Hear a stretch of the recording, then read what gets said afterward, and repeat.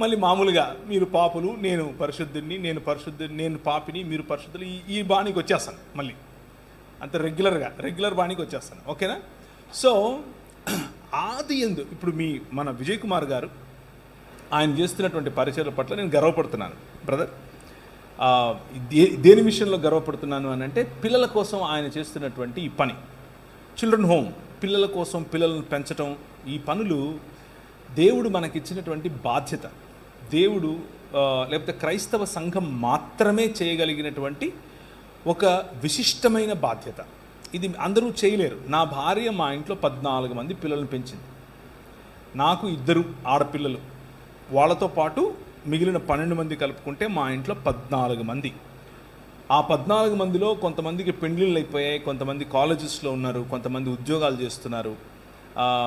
అయితే ఇప్పుడున్నటువంటి మొత్తం మా ఇంట్లో 8 మంది ఉంటాం, అంతే 8 మంది ఉంటాం. ఆ 8 మందిలో నేను ఒక్కడే మగపిల్లండి. ఇక నా బతుకు చూడండి. ఒక అమ్మాయి రోజుకు 20,000 పదాలు వాడుతుందంట. 20,000 మల్టిప్లైడ్ బై 7 కొట్టండి సార్, 140,000. నేనొక్కడే అలా కూడా బతుకున్నాను అని అంటే చూడండి, అర్థం చేసుకోండి ఈ పరిచర్యలో ఉన్న గొప్పతనం. సో విజయ్ కుమార్ గారు అలా అనేక లక్షల పదాలు రోజుకు వినాలని, పిల్లలతో చక్కగా బ్రతకాలని. ఇంకో విషయం తెలుసా, కష్టపడి పనిచేసి అంటే నాకు ఒక చిన్న కంపెనీ ఉంది, ఒక చిన్న వ్యాపారం ఉంది. ఆ వ్యాపారంలో ఒక 50 మంది ఎంప్లాయీస్ ఉన్నారు నాకు. ఆ 50 మంది ఎంప్లాయీస్ మధ్యలో నేను పనిచేస్తాను. దాన్ని బిజినెస్ యాజ్ ఎ మిషన్ అని పిలుస్తాం. అంటే వ్యాపారాన్ని పరిచర్యగా చేయటం. అంటే మనకు మామూలుగా రెగ్యులర్గా కనిపించే మోడల్ ఏంటంటే పరిచర్యని వ్యాపారంగా చేయటం.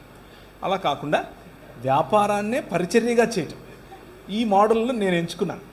ఆ ఎంచుకున్న మోడల్లో నేను పనిచేసే రోజు నేను నా భార్య కనీసం రోజుకు ఒక 14 నుంచి 16 గంటలు కష్టపడతాం. కానీ ఈ పిల్లలను, తర్వాత మేము నడిపే అంబులెన్సెస్, తర్వాత మేము కొంతమంది రోడ్డు మీద పడిపోయిన వాళ్ళని తీసుకొచ్చి వారి కట్లు కట్టడం వగేరా. కొంతమంది కలిసి, నేను ఒక్కడిని కాదు, టీమ్ మెంబర్స్, వారికి నేను సహాయకుడిగా ఉంటాను అప్పుడప్పుడు. అదంతా చూసినప్పుడు ఏమవుతుందో తెలుసా, రాత్రి అలా కళ్ళు మూసుకుంటే చక్కగా నిద్ర వస్తుంది, బ్రహ్మాండమైన నిద్ర వస్తుంది. ఏ చీకు చింత ఉండదు. అబ్బా ఈరోజు బతికేమరా అనిపిస్తుంది.